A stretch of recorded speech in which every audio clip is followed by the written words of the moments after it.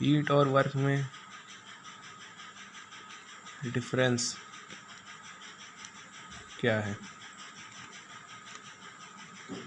Work भी energy है और हीट भी एनर्जी है।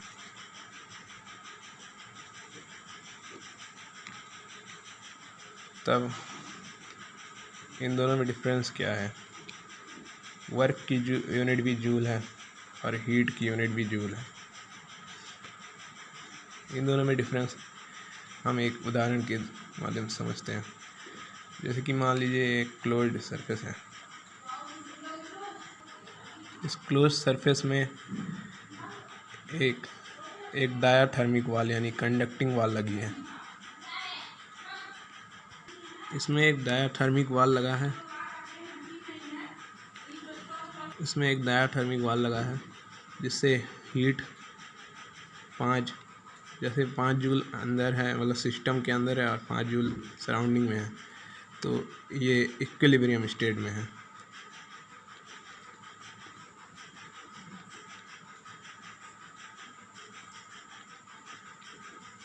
तो इसमें हीट पास होगी तो तब भी जो है बराबर की हीट ही पास होगी, और इसीलिए इसमें वर्क डन नहीं होगा, मतलब इसमें हीट पास नहीं होगी, मतलब इसमें हीट हम नहीं कह सकते कि इसमें हीट पास हो रही है।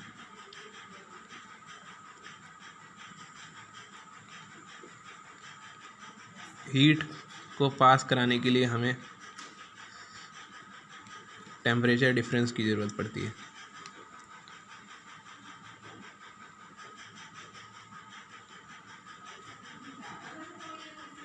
जैसे कि मान लीजिए यहाँ पर एक कंटेनर है और ये डायाथर्मिक वाल है, यानी कि कंडक्टिंग वाल।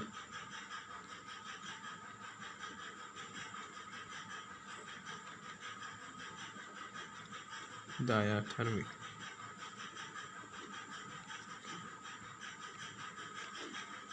तो यहाँ से सिस्टम के अंदर 7 जूल है और सराउंडिंग में 5 जूल टेम्परेचर है, तो सिस्टम से हीट तब तक जाएगी सराउंडिंग में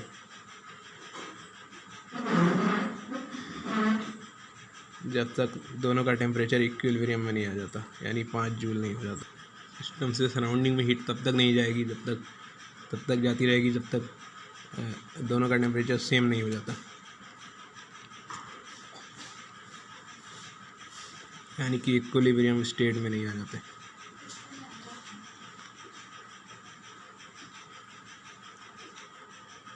तो इस केस में सिस्टम हीट लूज़ करेगा।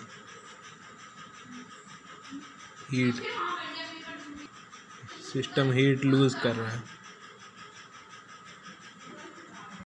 तो इस केस में हीट पास हो रही है। वर्क को समझने के लिए हम एक उदाहरण लेते हैं। जैसे कि मान लीजिए एक क्लोज सरफेस है और इसके ऊपर एक पिस्टन लगा हुआ है, और जब इसको हम नीचे की तरफ, मतलब पिस्टन को नीचे की तरफ पुश करेंगे, तो तब जो मॉलिक्यूल्स होंगे वो आपस में सट जाएंगे, मतलब इंटरमॉलिक्यूलर फोर्स ऑफ अट्रैक्शन बहुत कम हो जाएगी, मतलब बहुत ज़्यादा हो जाएगी, और इंटरमॉलिक्यूलर डिस्टेंस बहुत कम हो जाएगा। तो इस केस में मॉलिक्यूल्स ज़्यादा कोलाइड करेंगे। तो इस केस में जो सराउंडिंग है वो सिस्टम पे वर्क कर रहा है।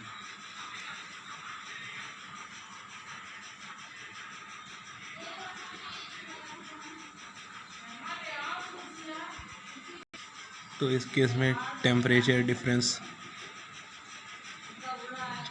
नहीं है,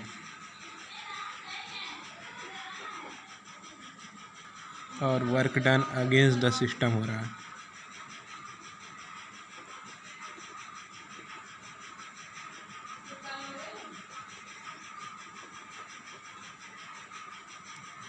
और सिस्टम के अंदर ही हो रहा है, अंडर द सिस्टम।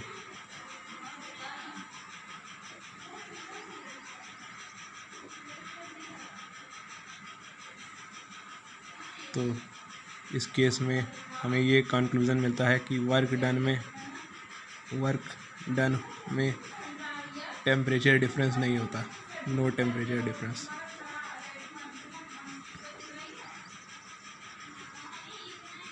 और हीट में टेम्परेचर डिफरेंस होता है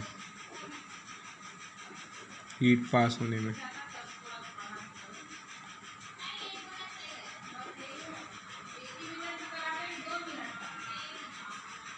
सॉलिड और लिक्विड के लिए जो हीट पास होती है वो इस फार्मूले के द्वारा होती है। पहला फार्मूला है delta Q is equals to ml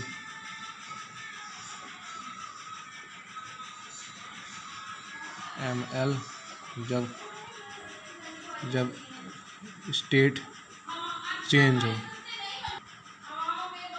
और दूसरा इक्वेशन है delta Q is equals to mc delta T, जब डेल्टा टी कैपिटल में रहेगा जब टेम्परेचर चेंज हो।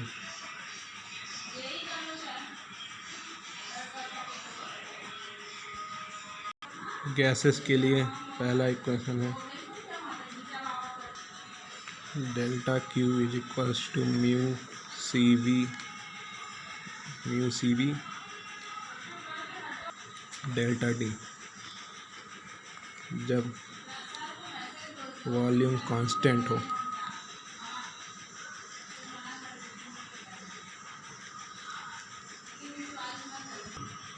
और दूसरा फार्मूला है delta Q is equals to mu C P delta T, जब प्रेशर कांस्टेंट हो।